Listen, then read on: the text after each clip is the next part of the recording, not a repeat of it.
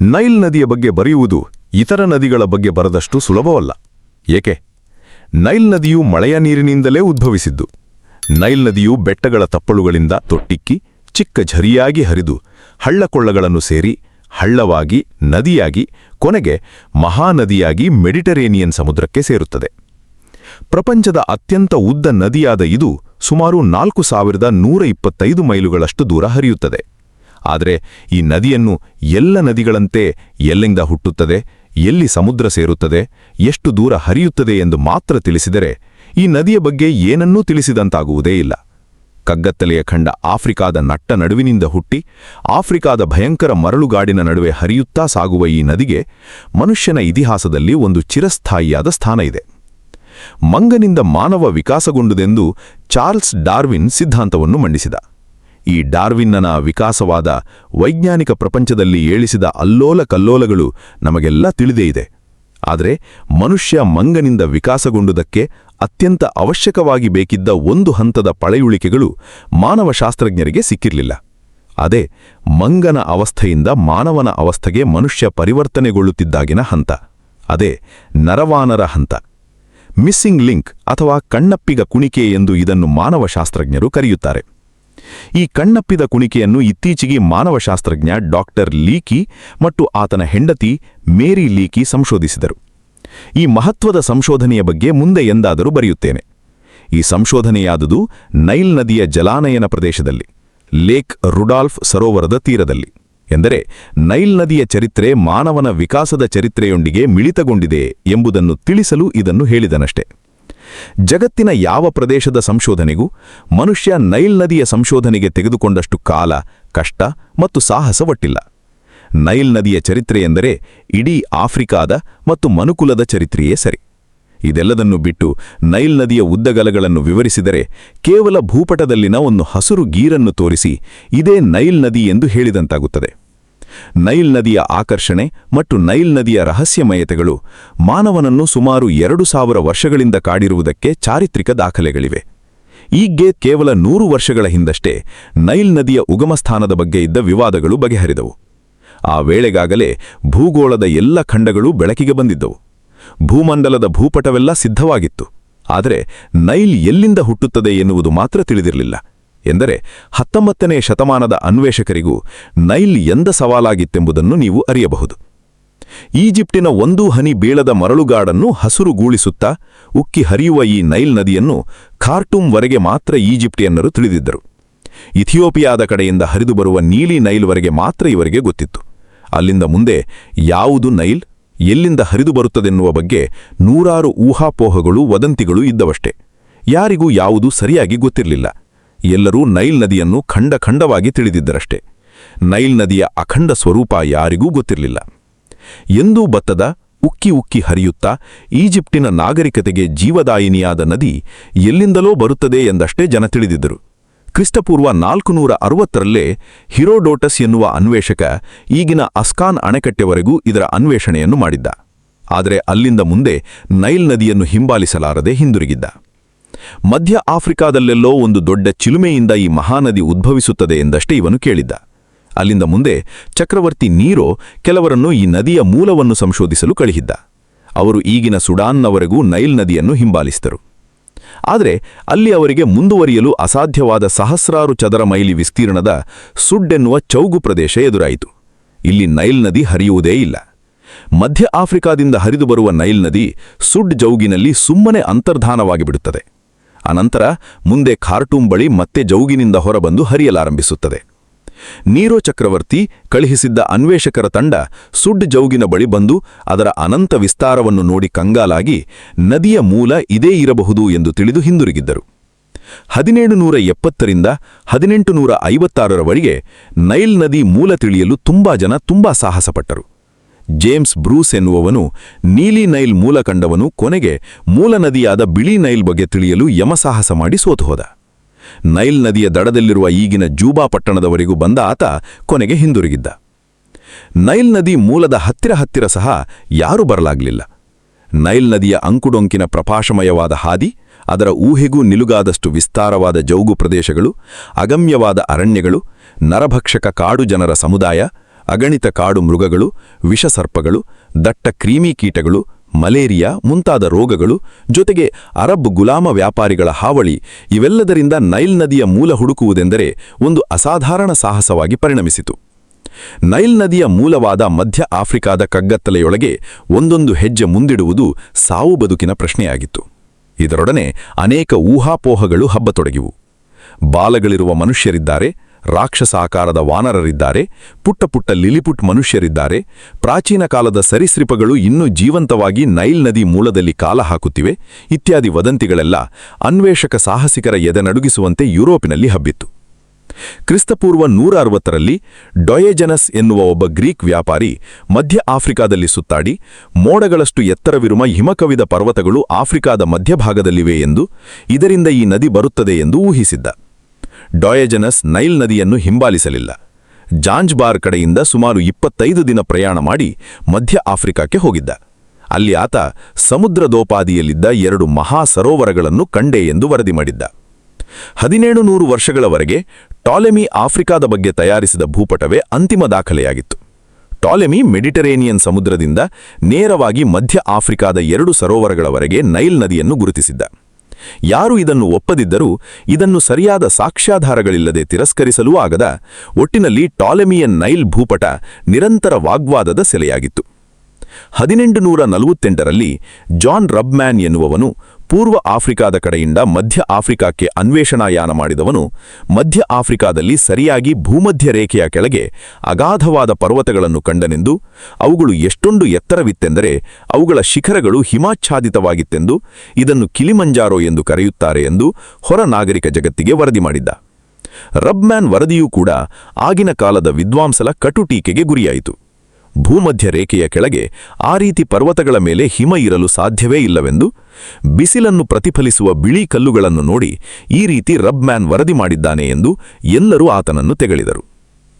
ರಬ್ಮ್ಯಾನ್ ವರದಿಯು ಎಷ್ಟೇ ತೆಗಳಿಗೆ ತುತ್ತಾದರೂ ಕೂಡ ಯುರೋಪಿನ ಅನ್ವೇಷಕರ ಕುತೂಹಲವನ್ನು ಇನ್ನಿಲ್ಲದಂತೆ ಕೆರಳಿಸಿತು. ಈ ವಿವಾದಗಳನ್ನು ಸಂಪೂರ್ಣವಾಗಿ ಬಗೆಹರಿಸಬೇಕೆಂಬ ಛಲದಿಂದ ಒಬ್ಬೊಬ್ಬರಾಗಿ ಅನ್ವೇಷಕರು ಮಧ್ಯ ಆಫ್ರಿಕಾದತ್ತ ಸಾಹಸಯಾತ್ರೆ ಕೈಗೊಂಡರು.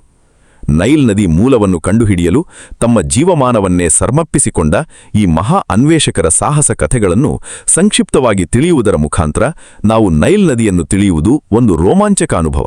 ಇವತ್ತು ಅಲ್ಲೋಲಕಲ್ಲೋಲಗಳ ತವರುಮನೆಯಾಗಿರುವ ಆಫ್ರಿಕಾ ದೇಶ ಕಳೆದ ಶತಮಾನದಲ್ಲಿ ನಿಗೂಢವಾದ ಕಗ್ಗತ್ತಲೆಯ ಖಂಡ ಎನಿಸಿಕೊಂಡಿತ್ತು. ಇಂದು ಚಂದ್ರಗ್ರಹ ಅಥವಾ ಮಂಗಳಗ್ರಹಗಳ ಬಗ್ಗೆ ಜಗತ್ತಿನಲ್ಲಿ ಎಂಥ ಕುತೂಹಲ ವ್ಯಕ್ತವಾಗುತ್ತಿದೆಯೋ ಹಾಗೆ ಇಡೀ ಪಾಶ್ಚಿಮಾತ್ಯ ಜಗತ್ತು ಕಳೆದ ಶತಮಾನದಲ್ಲಿ ಆಫ್ರಿಕಾದತ್ತ ರೋಡುತ್ತಿತ್ತು. ಅನೇಕ ಊಹೆಗಳ, ಚಿತ್ರವಿಚಿತ್ರ ವದಂತಿಗಳ ಕಟ್ಟುಕಥೆಗಳ ತವರುಮನೆಯಾಗಿತ್ತು ಆಫ್ರಿಕಾ. ಆಫ್ರಿಕಾದಲ್ಲಿ ಅನ್ವೇಷಣೆಯ ಸಾಹಸ ಕೈಗೊಂಡು ಹಿಂದಿರುಗಿದವರನ್ನು ಇಂದಿನ ಗಗನಯಾತ್ರಿಗಳನ್ನು ಕಂಡಂತೆ ಕಾಣಲಾಗುತ್ತಿತ್ತು. ಅವರ ಅನುಭವಗಳನ್ನು ಜನ ಆಸಕ್ತಿಯಿಂದ ಕೇಳುತ್ತಿದ್ದರು, ಓದುತ್ತಿದ್ದರು. ಈ ರೋಮಾಂಚಕ ಸಾಹಸಕ್ಕೆ ಕೈಹಾಕಿ ಎಷ್ಟೋ ಜನ ಆಫ್ರಿಕಾದಲ್ಲೇ ಅಸುನೀಗಿದ್ದರು. ಆಫ್ರಿಕಾದ ಅನ್ವೇಷಣೆಗೆ ಹೋಗಿ ಅಲ್ಲಿಯೇ ದಿವಂಗತರಾದವರಲ್ಲಿ ಅತ್ಯಂತ ಧೀರೋದಾತ್ತ ವ್ಯಕ್ತಿ ಎಂದರೆ ಡಾಕ್ಟರ್ ಡೇವಿಡ್ ಲಿವಿಂಗ್ಸ್ಟೋನ್. ಆಫ್ರಿಕದ ಕಗ್ಗಾಡಿನ ರಹಸ್ಯಗಳನ್ನು ಈತ ಬಯಲು ಮಾಡಿದಂತೆಯೇ ಆಫ್ರಿಕಾದ ಜನರ ಕಷ್ಟ ಕಾರ್ಪಣ್ಯಗಳನ್ನು, ಗುಲಾಮ ವ್ಯಾಪಾರಿಗಳು ಅಲ್ಲಿ ಎಸಗುತ್ತಿದ್ದ ದೌರ್ಜನ್ಯಗಳನ್ನು ನಾಗರಿಕ ಜಗತ್ತಿಗೆ ತಿಳಿಸಿ ಅವರ ಪ್ರತಿಭಟನೆಯನ್ನು ರೂಪಿಸಿದ. ಅದರಲ್ಲಿ ಲಿವಿಂಗ್ಸ್ಟೋನ್ಗೆ ಆಫ್ರಿಕಾದ ಜನರ ಸ್ಥಿತಿ ನೈಲ್ ನದಿಯ ಮೂಲವನ್ನು ಕಂಡುಹಿಡಿಯುವುದಕ್ಕಿಂತ ಮುಖ್ಯವಾದುದಾಗಿ ಕಂಡದ್ದರಿಂದಲೋ ನೋಯೀಶ ನೈಲ್ ನದಿಯ ಅನ್ವೇಷಕರಲ್ಲಿ ಮೊದಲಿಗನಾಗಲಿಲ್ಲ. ಡಾಕ್ಟರ್ ಲಿವಿಂಗ್ಸ್ಟೋನ್ರ ಕಾಳಜಿಗಳು ಸಾಹಸಪ್ರಿಯ ಅನ್ವೇಷಣೆಗಿಂತಲೂ ಹೆಚ್ಚಾಗಿ ಆಳವಾದ ನೈತಿಕತೆಯಿಂದ ಕೂಡಿದವಾಗಿದ್ದವು. ಲಿವಿಂಗ್ಸ್ಟೋನ್ ಆಫ್ರಿಕಾದಲ್ಲಿ ಬೇರೆ ಅನ್ವೇಷಣೆಗಳಲ್ಲಿ ಮೊದಲಿಗನಾಗಿದ್ದರೂ ನೈಲ್ ನದಿ ಮೂಲದ ಅನ್ವೇಷಕರಲ್ಲಿ ಬರ್ಟನ್ ಮತ್ತು ಸ್ಪೀಕೆ ಎನ್ನುವವರೇ ಮೊದಲಿಗರು. ಬ್ರಿಟಿಷರ ವಸಾಹತುವಾಗಿದ್ದ ಭಾರತದಲ್ಲಿ ಸೈನ್ಯದಲ್ಲಿ ಕೆಲಸ ಮಾಡುತ್ತಿದ್ದ ಇವರಿಬ್ಬರು ಅನ್ವೇಷಕರಾಗಲು ಕಾರಣ ರಾಯಲ್ ಜಿಯೋಗ್ರಫಿಕಲ್ ಸೊಸೈಟಿ ಎನ್ನುವ ಲಂಡನ್ನಿನ ಸಂಸ್ಥೆ ಬರ್ಟನ್ಗೆ ಟಾಂಗನೀಕಾ ಸರೋವರದ ಬಳಿ ಅನ್ವೇಷಣೆ ಮಾಡಿ ವರದಿ ಮಾಡುವಂತೆ ತಿಳಿಸಿತು. ಬರ್ಟನ್ ತನ್ನ ಸಹಾಯಕನಾಗಿ ಸ್ಪೀಕೆಯನ್ನು ಆರಿಸಿಕೊಂಡ. ಇಬ್ಬರು ಯೋಧರು ತಮ್ಮ ಕೆಲಸಕ್ಕೆ ರಾಜೀನಾಮೆ ಕೊಟ್ಟು 1856ರಲ್ಲಿ ಜಾಂಜಿಬಾರ್ಗೆ ಬಂದಿಳಿದರು. ಜಾಂಜಿಬಾರ್ ಆಫ್ರಿಕಾ ಭೂಖಂಡದಿಂದ ಕೇವಲ 20 ಮೈಲಿಗಳಷ್ಟು ದೂರವಿರುವ ಒಂದು ಚಿಕ್ಕ ದ್ವೀಪ. ಇದನ್ನು ಒಬ್ಬ ಸುಲ್ತಾನ ಆಳುತ್ತಿದ್ದ. ಆಫ್ರಿಕಾ ಖಂಡದಲ್ಲಿ ನಡೆಯುತ್ತಿದ್ದ ಎಲ್ಲ ಅನಾಚಾರ, ದೌರ್ಜನ್ಯ ಮುಂತಾದವುಗಳಿಗೆ ಆಗ ಜಾಂಜಿಬಾರ್ ತವರು ಮನೆಯಾಗಿತ್ತು. ಕೊಬ್ಬರಿ, ತೆಂಗಿನಕಾಯಿ, ಸಾಂಬಾರ ಪದಾರ್ಥಗಳು, ಅಮೂಲ್ಯವಾದ ಆನೆಯ ದಂತಗಳು, ಕಾಡು ಪ್ರಾಣಿಗಳ ಚರ್ಮ ಮುಂತಾದ ಅನೇಕ ವಸ್ತುಗಳ ವ್ಯಾಪಾರಕ್ಕಾಗಿ ಹಡಗುಗಳು ಜಾಂಜಿಬಾರ್ಗೆ ಬರುತ್ತಿದ್ದವು. ಅಷ್ಟಲ್ಲದೆ ಭಾರತಕ್ಕೆ ಬರುತ್ತಿದ್ದ ಹಡಗುಗಳೆಲ್ಲ ಜಾಂಜಿಬಾರಿನಲ್ಲಿ ತಂಗಿ ಅನಂತರ ಏಡನ್ ಮಾರ್ಗವಾಗಿ ಬೊಂಬಾಯಿ ತಲುಪುತ್ತಿದ್ದವು. ಆಗ ಸೂಯೇಜ್ ಕಾಲುವೆ ಇರಲಿಲ್ಲ. ವಾದ ಕಾರಣ ಆಫ್ರಿಕಾದ ಗುಡ್ ಹೋಪ್ ಭೂಶಿರವನ್ನು ಬಳಸಿಕೊಂಡು ಹಡಗುಗಳು ಬರಬೇಕಿತ್ತು. ಹಾಗಾಗಿ ಜಾಂಜಿಬಾರ್ಗೆ ಪ್ರಮುಖ ಬಂದರಿನ ಸ್ಥಾನ ಲಭ್ಯವಾಗಿತ್ತು. ಆದರೆ ಇದೆಲ್ಲಕ್ಕಿಂತ ಮುಖ್ಯವಾಗಿ ಜಾಂಜಿಬಾರ್ ಗುಲಾಮ ವ್ಯಾಪಾರದ ಮುಖ್ಯ ಕೇಂದ್ರವಾಗಿ ಕುಖ್ಯಾತವಾಗಿತ್ತು. ಪ್ರತಿ ವರ್ಷ ಇಲ್ಲಿ ಸುಮಾರು 40,000 ಜನ ಗುಲಾಮರನ್ನು ಅರಬ್ ಗುಲಾಮ ವ್ಯಾಪಾರಿಗಳು ಆಫ್ರಿಕದ ಒಳನಾಡುಗಳಿಂದ ಕಾಡುಮ್ಮಗಗಳನ್ನು ಹಿಡಿದಂತೆ ಹಿಡಿದು ತಂದು ಹೊರದೇಶಗಳಿಗೆ ರಫ್ತು ಮಾಡುತ್ತಿದ್ದರು. ವಯಸ್ಕರು, ದೃಢಕಾಯರೂ ಆದ ಗುಲಾಮರು ಸರಾಸರಿ 5 ಪೌಂಡುಗಳಂತೆ ಮಾರಾಟ ಮಾಡಲ್ಪಡುತ್ತಿದ್ದರು. ಈ ಪಾಶವಿ ವ್ಯವಹಾರಗಳ ದೆಸೆಯಿಂದ ಇಡೀ ಜಾಂಜಿಬಾರ್ ದುಷ್ಕೃತ್ಯ ದುರಾಚಾರಗಳ ತವರು ಮನೆಯಾಗಿತ್ತು. ಬರ್ಟನ್ ಮತ್ತು ಸ್ಪೀಕೆ ಜಾಂಜಿಬಾರ್ಗೆ ಬಂದಿಳಿದದ್ದು ಸುಮಾರು 2 ವರ್ಷಗಳವರೆಗೆ ಸಾಗುವ ತಮ್ಮ ಅನ್ವೇಷಣೆಗೆ ಅಗತ್ಯವಾದ ಹೊರೆಹೊರುವ ಕೂಲೆಗಳನ್ನು, ಕುದುರೆ, ಎತ್ತು ಇತ್ಯಾದಿಗಳನ್ನು ಸಂಗ್ರಹಿಸಲು. ಬರ್ಟನ್ ಕಂಡ ಗುಲಾಮ ವ್ಯಾಪಾರವನ್ನು ಆತ ಹೀಗೆ ಹೇಳಿದ್ದಾನೆ: ಜಾಂಜಿಬಾರ್ ಮಾರುಕಟ್ಟೆಗಳಲ್ಲಿ ಸಂಜೆ ಹೊತ್ತಿಗೆ ಗುಲಾಮ ವ್ಯಾಪಾರ ಆರಂಭವಾಗುತ್ತಿತ್ತು. ಇದನ್ನು ಬಜಾರ್ ಖುಷ್ ಎಂದು ಕರೆಯುತ್ತಿದ್ದರು. ಇದನ್ನು ನೋಡಿದರೆ ನಾವು ಯಾವುದೋ ಕಾಲದ ಲೋಕಕ್ಕೆ ಹೋದಂತೆ ಎನಿಸುತ್ತಿತ್ತು. ಸುಮಾರು 6 ವರ್ಷದಿಂದ ಹಿಡಿದು 60 ವರ್ಷಗಳವರೆಗಿನ ಹೆಣ್ಣು ಗಂಡು ಗುಲಾಮರುಗಳ ಸಾಲು ಸಾಲಾದ ಮೆರವಣಿಗೆಯೊಂದು ವ್ಯಾಪಾರ ಸ್ಥಳಕ್ಕೆ ಆಗಮಿಸುತ್ತಿತ್ತು. ಈ ಸಾಲಿನ ಅಕ್ಕಪಕ್ಕದಲ್ಲಿ ಚಾವಟಿ ಹಾಗೂ ಬರ್ಚೆಗಳನ್ನು ಹಿಡಿದ ಕೆಲವರು ಹಳೆಯ ಗುಲಾಮರುಗಳು ಕಾವಲು ಕಾಯುತ್ತಿದ್ದರು. ವ್ಯಾಪಾರಿಗಳು ರಫ್ತು ಮಾಡಲು ತಮಗೆ ಬೇಕಾದ ಗುಲಾಮರನ್ನು ಆರಿಸಿಕೊಡುತ್ತಿದ್ದರು. ಗುಲಾಮರಿಗೆ ಮೈಗೆಲ್ಲ ತೆಂಗಿನೆಣ್ಣ ಬಳಿ ಇರುತ್ತಿತ್ತು. ಮುಖದ ಮೇಲೆ ಬಣ್ಣ ಬಣ್ಣದ ಪಟ್ಟೆಗಳಿರುತ್ತಿದ್ದವು. ಯುರೋಪಿನ ಧನದ ಮಾರುಕಟ್ಟೆಯೂ ಸಹ ಇಷ್ಟೊಂದು ಮೃಗೀಯವಾಗುತ್ತಿರಲಿಲ್ಲ. ಗುಲಾಮರ ಪರೀಕ್ಷೆಯಂತೂ ಅಸಹ್ಯವಾಗಿರುತ್ತಿತ್ತು. ಮೊದಲು ಗುಲಾಮರ ಬಾಯಿ ಮತ್ತು ಹಲ್ಲುಗಳನ್ನು ಪರೀಕ್ಷಿಸುತ್ತಿದ್ದರು. ಮಲಗಿದಾಗ ಗೊರಕೆ ಹೊಡೆಯುತ್ತಾನೆ ತಿಳಿದುಕೊಳ್ಳುತ್ತಿದ್ದರು. ಗೊರಕೆ ಹೊಡೆಯುತ್ತಾ ಮಲಗುವ ಗುಲಾಮನಿಗೆ ಅರ್ಧ ಬೆಲೆ. ಆನಂತರ ಮನುಷ್ಯನ ಪ್ರತಿಯೊಂದು ಅವಯವವನ್ನು 1 ಇಂಚು ಬಿಡದೆ ಪರೀಕ್ಷಿಸಲಾಗುತ್ತಿತ್ತು. ಮೊಲೆ, ಲಿಂಗ, ಯೋನಿ, ಆಸನ ದ್ವಾರಗಳು ಪ್ರತಿಯೊಂದನ್ನೂ ಗುಲಾಮ ಸಾರ್ವಜನಿಕವಾಗಿ ಪ್ರದರ್ಶಿಸಬೇಕಿತ್ತು. ಬ್ರಿಟಿಷ್ ಮತ್ತು ಫ್ರೆಂಚ್ ಸರ್ಕಾರಗಳು ಈ ಗುಲಾಮ ವ್ಯಾಪಾರವನ್ನು ನಿಷೇಧಿಸಿದ್ದವು. ಆದರೆ ಗುಲಾಮ ವ್ಯಾಪಾರವು ಅರಬ್ಬರಿಗೆ ಎಷ್ಟೊಂದು ರಕ್ತಗತವಾಗಿತ್ತೆಂದರೆ ಅನೇಕ ಕಳ್ಳ ಮಾರ್ಗಗಳಲ್ಲಿ ಗುಲಾಮ ವ್ಯಾಪಾರವನ್ನು ಸಾಂಗವಾಗಿ ನಡೆಸುತ್ತಲೇ ಇದ್ದರು. ಸರ್ಕಾರಗಳ ಪ್ರತಿಬಂಧದಿಂದ ತೊಂದರೆಯಾದದು ಎಂದರೆ ಗುಲಾಮರಿಗೆ. ಹಡಗುಗಳ ಸರಕು ಸಾಗಾಣಿಯ ಒಳಕೋಣಗಳಲ್ಲಿ ಪದಾರ್ಥಗಳನ್ನು ತುರುಕುವಂತೆ ಗುಲಾಮರನ್ನು ತುರುಕಿ ಒಯ್ಯುತ್ತಿದ್ದರು. ಆಫ್ರಿಕಾದ ಕಾಡಿನ ನಡುವಿನ ತಮ್ಮ ಹಳ್ಳಿಗಳಿಂದ ಸೆರೆಯಾಗಿ ಬಂದ ಇವರು ಮೊದಲೇ ಮೂಳೆ ಚಕ್ಕಲವಾಗಿರುತ್ತಾರೆ. ಹಡಗಿನ ಒಳಕೋಣೆಗಳಲ್ಲಿ ಇದ್ದಲ್ಲಿಯೇ ಹೇಳು ಉಚ್ಚೆ ಮಾಡಿಕೊಂಡು ರೋಗ ರುಜಿನಗಳಿಗೆ ತುತ್ತಾಗಿ ಇವರು ಸಾಧಾರಣವಾಗಿ ಅರ್ಧಕ್ಕರ್ಧ ಜನ ಸಾಯುವುದು ಖಚಿತ. ಇದು ಬರ್ಟನ್ ಮತ್ತು ಸ್ಪೀಕೆ ಜಾಂಜಿಬಾರಿನಲ್ಲಿ ನೋಡಿದ ಪರಿಸ್ಥಿತಿ. ಆಫ್ರಿಕದ ಕಾಡು ಜನರಿಂದ ಅನ್ವೇಷಕರನೇಕರು ಸತ್ತಿದ್ದರೆ ಅದಕ್ಕೆ ಮೂಲ ಕಾರಣ ಈ ಗುಲಾಮ ವ್ಯಾಪಾರಿಗಳ ದೌರ್ಜನ್ಯವೇ. ಜಾಂಜಿಬಾರಿನಲ್ಲಿ ಬರ್ಟನ್ ಮತ್ತು ಸ್ಪೀಕೆ 270 ಜನ ಕೂಲಿಗಳನ್ನು 2 ವರ್ಷಗಳ ಆಗುವಷ್ಟು ದಿನಸಿ ಇತ್ಯಾದಿಗಳನ್ನು ಸಂಗ್ರಹಿಸಿಕೊಂಡರು. ಅವರು ನೈಲ್ ನದಿಯನ್ನು ಈಜನ ಕಡೆಯಿಂದ ಅನುಸರಿಸಿಕೊಂಡು ಅದರ ಮೂಲ ಕಂಡುಹಿಡಿಯುವುದ ಬದಲು ಜಾಂಜಿಬಾರಿನ ಕಡೆಯಿಂದ ಅದರ ಉಗಮ ಸ್ಥಳವಾದ ಮಧ್ಯ ಆಫ್ರಿಕಾಕ್ಕೆ ನೇರವಾಗಿ ಹೋಗಲು ಹವಣಿಸಿದ್ದರು. ಅವರ ಜೊತೆಗಿದ್ದ ಇನ್ನು 3 ಪ್ರಮುಖ ವ್ಯಕ್ತಿಗಳು ಎಂದರೆ ಜಾಂಜಿಬಾರ್ನ ಸುಲ್ತಾನನ ಆಪ್ತ ಸಹಾಯಕನಾದ ಸೈಯದ್ ಬಿನ್ ಸಲೀಂ ಎನ್ನುವವನು, ಈಶನ ದಾರಿ ತೋರಿಸುವವನು, ಬಾಂಬೆ ಮತ್ತು ಮುಬಾರಕಿ ಎನ್ನುವ 2 ಭಾರತೀಯ ಮೂಲದವರು ಇವರೊಡನಿದ್ದರು. ಬರ್ಟನ್ ಅರಬಿಕ್ ಹಾಗೂ ಇತರ ಭಾಷೆಗಳನ್ನು ಬಲ್ಲ ಒಳ್ಳೆಯ ಭಾಷಾಶಾಸ್ತ್ರಜ್ಞನಾಗಿದ್ದ. ಆಫ್ರಿಕಾದ ನೈಲ್ ನದಿ ಮೂಲವನ್ನು ಅನ್ವೇಷಿಸುವ ಮೊದಲೇ ಆದ ಅಬಿಸೀನಿಯಾ, ಅರೇಬಿಯಾ ಮತ್ತು ಭಾರತಗಳಲ್ಲಿ ಅನೇಕ ವೈಜ್ಞಾನಿಕ ಅನ್ವೇಷಣೆಯ ತಂಡಗಳ ನಾಯಕತ್ವ ವಹಿಸಿದ್ದ ಮನುಷ್ಯ. ಆದರೆ ಸ್ಪೀಕೆ ಮಾತ್ರ ಶಿಕಾರಿಯ ಹಂಬಲವುಳ್ಳ ಸಾಹಸಪ್ರಿಯನಾಗಿದ್ದ. ಆಫ್ರಿಕಾದಲ್ಲಿ ವೈಜ್ಞಾನಿಕ ಸಂಶೋಧನೆ ನಡೆಸುವುದಕ್ಕಿಂತ ಮಿಗಿಲಾಗಿ ಆತನಿಗೆ ಸಾಹಸದಲ್ಲಿ ತೊಡಗುವ ಮಹತ್ವಾಕಾಂಕ್ಷೆ ಹೆಚ್ಚಾಗಿತ್ತು. ಇವರಿಬ್ಬರಲ್ಲೂ ಇರುವ ಈ ಮೂಲತಃ ವ್ಯತ್ಯಾಸವೇ ಕೊನೆಗೆ ನೈಲ್ ನದಿ ಮೂಲದ ಬಗ್ಗೆ 2 ಭಿನ್ನವಾದ ಸರಣಿಗಳೇಳಲು ಕಾರಣವಾಯಿತು. ಇವರಿಬ್ಬರ ನಡುವಿನ ಭಿನ್ನಾಭಿಪ್ರಾಯಗಳು ಕೊನೆಗೆ ಹಲವಾರು ಅನ್ವೇಷಕರ ತಂಡಗಳನ್ನು ಜಿಯೋಗ್ರಫಿಕಲ್ ಸೊಸೈಟಿ ಆಫ್ರಿಕಾಕ್ಕೆ ಕಳುಹಿಸಿತು. 1857 ಜೂನ್ 16ರಂದು ಈ ಇಬ್ಬರು ತಮ್ಮ ತಂಡವನ್ನು ಕರೆದುಕೊಂಡು ಜಾಂಜಿಬಾರಿನಿಂದ ಮಧ್ಯ ಆಫ್ರಿಕಾದತ್ತ ಪ್ರಯಾಣ ಮಾಡಿದರು. ಅವರ ಉದ್ದೇಶ ಮಧ್ಯ ಆಫ್ರಿಕಾದ ಟಬೋರಾ ಪಟ್ಟಣಕ್ಕೆ ಹೋಗುವುದು. ಅನಂತರ ಟಾಂಗನೀಕಾ ಸರೋವರದ ಬಳಿ ಇರುವ ಉಜೀಜಿ ಊರಿಗೆ ಹೋಗಿ ತಮ್ಮ ನೆಲೆ ಸ್ಥಾಪಿಸಿ ಅದರ ಸುತ್ತಮುತ್ತಲಿನ ಭೌಗೋಳಿಕ ಲಕ್ಷಣಗಳನ್ನು ದಾಖಲೆ ಮಾಡಿಕೊಂಡು ವರದಿ ಮಾಡುವುದು ಮತ್ತು ಟಾಂಗನೀಕಾ ಸರೋವರದಿಂದ ನೈಲ್ ನದಿ ಉತ್ತರಾಭಿಮುಖವಾಗಿ ಹೊರಡುತ್ತದೆಯೋ ಇಲ್ಲವೋ ಪರೀಕ್ಷಿಸುವುದು. ಇವರು ತಮ್ಮ ಅನ್ವೇಷಣಾ ಯಾನದಲ್ಲಿ ಸಾಧಾರಣವಾಗಿ ಗುಲಾಮ ವ್ಯಾಪಾರಿಗಳು ಬಳಸುತ್ತಿದ್ದ ದಾರಿಗಳನ್ನೇ ಬಳಸುತ್ತಿದ್ದರು. ಬೆಳಗಿನ ಜಾವ ಎದ್ದು ಬಿಸಿಲೇರುವವರೆಗೆ ಸಾಲಾಗಿ ಮೆರವಣಿಗೆ ಹೋದಂತೆ ಪ್ರಯಾಣ ಮಾಡುತ್ತಿದ್ದರು. ದಿನಕ್ಕೆ 20 ಮೈಲಿಗಳಿಗಿಂತ ಹೆಚ್ಚಿಗೆ ನಡೆಯಲಾಗಲಿಲ್ಲ. ಜಾಂಜಿಬಾರಿನಿಂದ ಟಬೋರಾ 500 ಮೈಲಿಗಳಷ್ಟು ದೂರವಿತ್ತು. ದಾರಿಯುದ್ದಕ್ಕೂ ಇವರು ಆಫ್ರಿಕಾದ ಕಾಡು ಜನರ ಸರಹದ್ದಿನೊಳಗೆ ಹಾದು ಹೋಗುವಾಗ ಅವರ ನಾಯಕನಿಗೆ ಬಟ್ಟೆ, ಚಾಕು, ಕತ್ತರಿ ಇತ್ಯಾದಿ ಬಹುಮಾನಗಳನ್ನು ಕೊಟ್ಟು ಅವರ ಪ್ರಾಂತ್ಯಗಳಲ್ಲಿ ಪ್ರಯಾಣ ಮಾಡಲು ಅನುಮತಿ ಪಡೆದುಕೊಳ್ಳಬೇಕಿತ್ತು. ಜಾಂಜಿಬಾರಿನಿಂದ ಹೊರಟ ಅನ್ವೇಷಕರ ತಂಡ ಟಬೋರಾ ತಲುಪಲು ಸುಮಾರು 7 ತಿಂಗಳ ಕಾಲ ಹಿಡಿಯಿತು. ಅವರ ಕೂಲಿಗಳಲ್ಲಿ ಅನೇಕರು ಕಾಯಿಲೆಯಿಂದ ಸತ್ತು ಹೋಗಿದ್ದರು. ಕೆಲವರು ಅವರ ತಂಡವನ್ನು ತ್ಯಜಿಸಿ ಓಡಿ ಹೋಗಿದ್ದರು. ಬರ್ಟನ್ ಮತ್ತು ಸ್ಪೀಕೆ ಸಹ ಮಲೇರಿಯಾ ಮುಂತಾದ ರೋಗಗಳಿಗೆ ತುತ್ತಾಗಿದ್ದರು. ಅಂತೂ 7 ತಿಂಗಳ ದುರ್ಗಮ ಯಾನದ ಆನಂತರ ಇಬ್ಬರೂ ಅನ್ವೇಷಕರು ಟಬೋರಾಯೂರಿಗೆ ತಲುಪಿದರು. ಅಲ್ಲಿದ್ದ ಅರಬ್ ವ್ಯಾಪಾರಿಗಳು ಈ ಬಿಳಿಯರನ್ನು ವಿಶ್ವಾಸದಿಂದ ಆದರದಿಂದ ಬರಮಾಡಿಕೊಂಡರು. ಇದು ಇವರ ಯಾನದ ಮೊದಲ ಹಂತವೇ? ಅದರ ಮುಂದೆ ಈ ಸರೋವರ ನೈಲ್ ನದಿಯ ಉಗಮಸ್ಥಾನವೇ ಎನ್ನುವ ಪ್ರಶ್ನೆ ಅವರ ಮುಂದಿತ್ತು. ಸ್ಪೀಕೆ ತನ್ನ ದೃಷ್ಟಿಮಾಂದ್ಯ ಸರಿಯಾದೊಡನೆ ಅಲ್ಲಿನ ಕಾಡು ಜನರೊಡನೆ ಸಂಧಾನ ನಡೆಸಿ 2 ತೋಡು ದೋಣಿಗಳನ್ನು ತೆಗೆದುಕೊಂಡ. ಅದರಲ್ಲಿ ಇಬ್ಬರೂ ಟಾಂಗನೀಕಾ ಮಹಾಸರೋವರವನ್ನು ಅನ್ವೇಷಿಸಲು ಹೊರಟರು. ಆ ಸರೋವರದಿಂದ ನುತ್ತರ ದಿಕ್ಕಿನ ಕಡೆಗೆ ಹರಿಯುವ ಯಾವುದಾದರೂ ಒಂದು ನದಿ ಇದ್ದರೆ ಅದೇ ನೈಲ್ ನದಿ ಇರಬಹುದು ಎಂದು ಬರ್ಟನ್ ಯೋಚಿಸಿದ್ದ. ಆದರೆ ಅವರಿಗೆ ತೀರಾ ನಿರಾಸೆಯಾಯಿತು. ಅವರು ದಕ್ಷಿಣದಲ್ಲಿ ಒಂದು ನದಿಯೊಂದನ್ನು ಕಂಡರು. ಆದರೆ ಇದು ಸರೋವರದಿಂದ ಹರಿಯದ ಸರೋವರದೊಳಕ್ಕೆ ಹರಿದು ಬರುತ್ತಿತ್ತು. ಈ ನದಿಯ ಹೆಸರು ರುಸೂಜಿ ಎಂದು. ಅಷ್ಟಲ್ಲದೆ ಇದು ಸಮುದ್ರ ಮಟ್ಟದಿಂದ 2535 ಅಡಿ ಎತ್ತರದಲ್ಲಿದೆ ಎಂದು ಬರ್ಟನ್ ಕಂಡುಕೊಂಡ.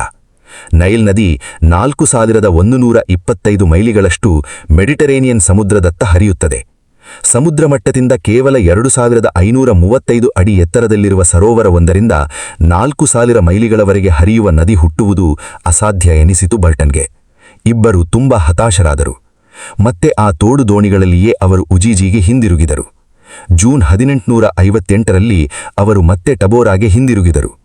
ಈ ವೇಳೆಗಾಗಲೇ ಬರ್ಟನ್ ಜಿಯೋಗ್ರಫಿಕಲ್ ಸೊಸೈಟಿಗೆ ಬೇಕಾದ ಎಲ್ಲ ಭೂವಿವರಣೆಗಳನ್ನು ಟಾಂಗನೀಕಾ ಸರೋವರದ ಬಳಿ ತೆಗೆದುಕೊಂಡಿದ್ದ. ಅದನ್ನು ಟಬೋರಾದಲ್ಲಿ ಪೂರ್ಣಗೊಳಿಸುತ್ತಾ ಇರಬೇಕಾದರೆ ಅವರೊಂದು ಸಮಾಚಾರ ಕೇಳಿದರು. ಟಬೋರಾಗೆ ಉತ್ತರದಲ್ಲಿ ಸುಮಾರು 500 ಮೈಲುಗಳ ದೂರದಲ್ಲಿ ಇನ್ನೊಂದು ಟ್ಯಾಂಗನೀಕಾಕ್ಕಿಂತಲೂ ವಿಸ್ತಾರವಾದ ಸರೋವರ ಇದೆ. ಇದನ್ನು ನ್ಯಾನ್ಸಾ ಸರೋವರ ಎಂದು ಕರೆಯುತ್ತಾರೆ ಎಂದು ಅರಬ್ ವ್ಯಾಪಾರಿಗಳು ಈ ವಿಷಯವನ್ನು ಅನ್ವೇಷಕರಿಗೆ ತಿಳಿಸಿದರು. ಸ್ಪೀಕೆ ಕೂಡಲೇ ಇದನ್ನು ಅನ್ವೇಷಿಸಬೇಕೆಂದು ಪಟ್ಟು ಹಿಡಿದ. ಆದರೆ ಬರ್ಟನ್ ತನ್ನ ವರದಿಗಳನ್ನು ಪೂರ್ಣಗೊಳಿಸಬೇಕಾದ್ದರಿಂದ ಸ್ಪೀಕೆ ಒಬ್ಬನೇ ಹೋಗಲು ಸೂಚಿಸಿದ. ಸ್ಪೀಕೆ ಹಿಂದಿರುಗುವವರೆಗೂ ತಾನು ಟಬೋರಾದಲ್ಲೇ ಕಾಯುವುದಾಗಿ ತಿಳಿಸಿದ. ಸ್ಪೀಕೆ ಹಲವರು ಕೂಲಿಗಳನ್ನು ತನ್ನೊಡನಿದ್ದ ಬಾಂಬೆಯನ್ನು ಕರೆದುಕೊಂಡು ನ್ಯಾನ್ಸಾ ಸರೋವರದ ಕಡೆಗೆ ಪ್ರಯಾಣ ಬೆಳೆಸಿಯೇ ಬಿಟ್ಟ. ಟಬೋರಾದಿಂದ ಉತ್ತರಕ್ಕೆ 100 ಮೈಲುಗಳವರೆಗೆ ಬರೇ ಕುರುಚಲು ಕಾಡು. ಮೈಲುಗಳು ಸವಿಸಿದಂತೆ ಒಂದೇ ರೀತಿಯ ಕುರುಚಲು ಕಾಡು ದಿಗಂತದವರೆಗೆ ಹಬ್ಬಿರುತ್ತದೆ. ಸ್ಪೀಕೆ ತನ್ನ ತಂಡದೊಡನೆ ಒಂದೇ ಸಮ ಮುಂದುವರಿದ. 100 ಮೈಲು ಕ್ರಮಿಸಿದ ನಂತರ ಇದ್ದಕ್ಕಿದ್ದಂತೆ ಸುತ್ತಲಿನ ಭೂಲಕ್ಷಣ ಬದಲಾಗತೊಡಗಿತು. ಹಸುರಾದ ಹುಲ್ಲುಗಾವಲುಗಳು, ಚಿಕ್ಕಪುಟ್ಟ ಗುಡ್ಡಗಳು ಕಾಣತೊಡಗಿದವು. ಜೊತೆಗೆ ಸಮುದ್ರ ಮಟ್ಟದಿಂದ ಮೇಲೇರತೊಡಗಿದ್ದರಿಂದ ಹವಾ ತಂಪಾಗತೊಡಗಿತು. ನ್ಯಾನ್ಸಾ ಸರೋವರ ಹತ್ತಿರವಾಗುತ್ತಿದ್ದಂತೆಯೇ ಕುರುಚಲು ಕಾಡು ದಟ್ಟವಾಗುತ್ತಾ ನಿತ್ಯ ಹರಿದ್ವರ್ಣದ ದಟ್ಟಡವಿಗೆ ಎಡಮಾಡಿಕೊಟ್ಟಿತು. ಕೊನೆಗೊಮ್ಮೆ ನ್ಯಾನ್ಸಾ ಸರೋವರವೇ ಸ್ಪೀಕೆಗೆ ದೃಗ್ಗೋಚರವಾಯಿತು. ಹಳದಿಯ ಮರಳಿನ ತೀರಗಳಿಂದ ಸುತ್ತಲ್ಲ ಕವಿದಿದ್ದ ದಟ್ಟಡವಿಗಳಿಂದ ನ್ಯಾನ್ಸಾ ಸರೋವರ ಕಗ್ಗತ್ತಲೆಯ ಖಂಡ ಆಫ್ರಿಕದ ಗಾಢ ರಹಸ್ಯಗಳಿಗೆ ಪ್ರತಿಮೆಯಾಗಿ ಕಂಡಿತು. ಅದನ್ನು ಸರೋವರವೆಂದು ಕರೆಯುವುದು ಸಾಧ್ಯವೇ ಇರಲಿಲ್ಲ. ಒಳನಾಡಿನ ಸಮುದ್ರದಂತಿತ್ತು. ಸಮುದ್ರದಂತೆಯೇ ಅಲೆಗಳು ಬಂದು ತೀರಕ್ಕೆ ಅಪ್ಪಳಿಸುತ್ತಿತ್ತು. ಸ್ಪೀಕೆ 100 ಮೈಲು ನಡೆದು ಬಂದು ಈ ಮಹಾಸರೋವರದ ದಡದಲ್ಲಿ ನಿಂತಾಗ ತನ್ನ ದಣಿವನ್ನೆಲ್ಲ ಮರೆಸುವಂಥ ದಿವ್ಯ ಸ್ಫೂರ್ತಿ ಅವನಿಗೆ ಉಂಟಾಯಿತು. ಅವನ ಮಾತಿನಲ್ಲಿ ಹೇಳುವುದಾದರೆ, ನೈಲ್ನಂಥ ಮಹಾನದಿಯೊಂದಕ್ಕೆ ಜನ್ಮವೀಯಲು ಇಂಥದೊಂದು ಸರೋವರದಿಂದ ಮಾತ್ರ ಸಾಧ್ಯ. ಇದೇ ನೈಲ್ ನದಿಯ ಉಗಮಸ್ಥಾನ ಎಂದು ನನಗೆ ನಿಸ್ಸಂಶಯವಾಗಿ ಅನ್ನಿಸತೊಡಗಿತು. ಅರಬರು ಹೇಳಿದ ವದಂತಿಗಳು ಕೊನೆಗೂ ನನ್ನ ಕಣ್ಣೆದುರಿಗೆ ಸತ್ಯವಾಯಿತು. ಆಚೆ ದಡಗಳು ಕಣ್ಣಿಗೆ ಕಾಣದ ಈ ಸರೋವರದ ಅನಂತ ವಿಸ್ತಾರವೇ ನೈಲ್ ನದಿಯ ಮೂಲ. ನೈಲ್ ನದಿ ಮೂಲದ ವಾಗ್ವಾದ ಇನ್ನು ಮುಗಿದಂತೆಯೇ ಎಂದು ಸ್ಪೀಕೆ ಯೋಚಿಸಿದ. ಸ್ಪೀಕೆ ನ್ಯಾನ್ಸಾ ಸರೋವರದ ಬಳಿ ತೆಗೆದುಕೊಂಡ ತೀರ್ಮಾನ ಅವಸರದ, ಅಜಾಗರೂಕತೆಯ, ಭಾವೋದ್ವೇಗದ ತೀರ್ಮಾನವಾಗಿತ್ತು. ಸ್ಪೀಕೆಯ ಈ ಅವಸರದ ಹೆಜ್ಜೆಯಿಂದಾಗಿ ಮುಂದೆ ಅನೇಕ ದಶಕಗಳವರೆಗೆ ನೈಲ್ ನದಿಯು ಒಂದು ಮುಗಿಯದ ಚರ್ಚೆಯ ವಸ್ತುವಾಗಿ ಹೋಯಿತು.